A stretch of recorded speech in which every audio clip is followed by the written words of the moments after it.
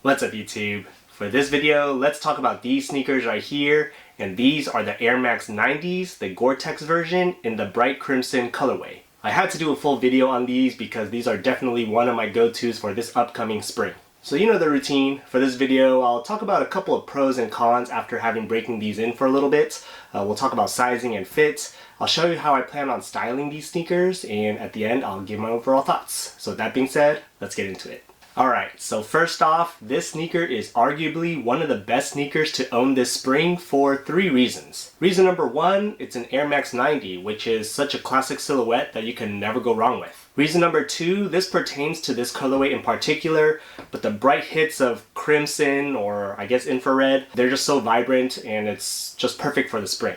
And reason number 3, the Gore-Tex technology incorporated in the uppers just allows to keep your feet dry during those spring showers. So you would think that after all those pros I just mentioned that this is the absolute perfect sneaker for the spring, right? Well, there are just a few small cons or downsides that I've experienced after wearing these sneakers in, and I thought I'd share that with you. From a style perspective, these are definitely a 10 out of 10. But from a comfort standpoint, they can be a little uncomfortable. And there are 2 small components that made the comfort a little bit compromised. For one, in terms of the upper is quite rigid and stiff. And this is likely because of the Gore-Tex overlays. So although the Gore-Tex helps repel water and keeps your feet dry, you do compromise a little bit of flexibility and comfort. I will say that they do feel better after breaking them in for a while. It's really stiff when you first put your foot in. It feels a little better after wearing them in a little bit, but overall it's still a bit on the stiffer end. So I thought I'd take this opportunity to compare the Gore-Tex versions and the regular 90s and basically show a side-by-side as how the comfort is different. So just a few subtle differences between the two. Of course, you have the Gore-Tex branding on the tongue here as opposed to the Nike tags on this one. And then same on the side of the heels, you got the Gore-Tex labeling here as opposed to the Air Max here.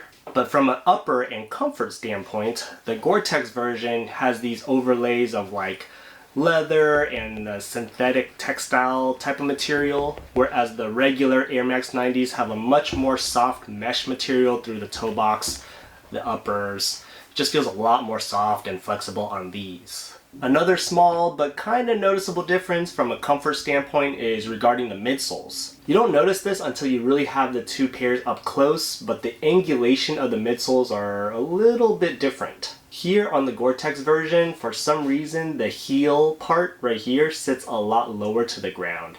It's almost flat. Whereas the heels on the regular 90s have a little bit more of this angulation here, which allows for a little bit of a smoother heel strike with each step.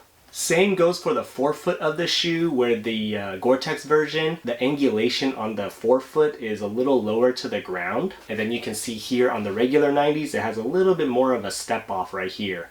So you just have that little more of a smooth ankle rocker or foot rocker motion with the regular 90s as opposed to the Gore-Tex version. The difference is quite subtle, but again, just having these two and comparing them side by side, I can feel the difference, where each step in the Gore-Texes just feels a little more firm, it feels a little more flat. So now this transitions me to sizing and fit. In terms of sizing and fit, I recommend going up a half size. On the Nike website, they even say so themselves as well. They recommend going up a half size. For some reason, I missed that and I went true to size. My true to size is a 9.5, and I went 9.5 in these. And although they do fit me, they are very snug. Not only are they really snug, but because the uppers aren't flexible as I mentioned, it has a lot less give for my foot to move. And so after wearing these for a couple hours, I did get a little pinching pain on the side of my foot. I definitely would have felt better going up a half size. So again, recommend going up a half size with these. In terms of how I styled these sneakers, I wore these out for a whole weekend. It was actually a bit of a wet and rainy weekend as well, so it was the perfect opportunity to break these in. So I'm just going to share 2 outfits that I wore with these sneakers right here. First outfit is basically up top I had a rain jacket. It was a gray North Face jacket, and that jacket is called the Resolve 2 jacket, I believe. It's one of my favorite rain jackets. Very warm, very comfortable, very stylish, and reliable. And then underneath that jacket I layered a red hoodie. It's an SDSU basketball hoodie just to match the kicks. And then in terms of the pants, I was wearing the Nike Pro Fleece trainer pants, I believe is what it's called. And I tucked those underneath some white crew socks just for some cozy vibes. As for the second outfit, the next day basically, it was a little less rainy and wet, but it was still a bit chilly. But up top, I got on a Crewneck sweater. This is a staple brand sweater. I like the sweater. It's basically has hits of red, white, and blue. But mostly what stands out are these red strip accents on the sleeves to also match the kicks. And then as for the bottoms, I just got on some dark washed indigo jeans from Mott.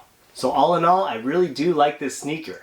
I did wish I went up a half a size, but aside from that, this is such a clean and classic sneaker that you can't go wrong with. The Gore-Tex really helps so that you feel like you can still wear fresh and classic sneakers like these without compromising the materials in rainy weather.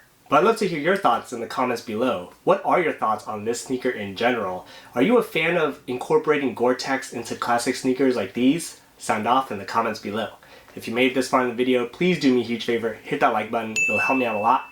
And consider subscribing for more content on style, sneakers, and science.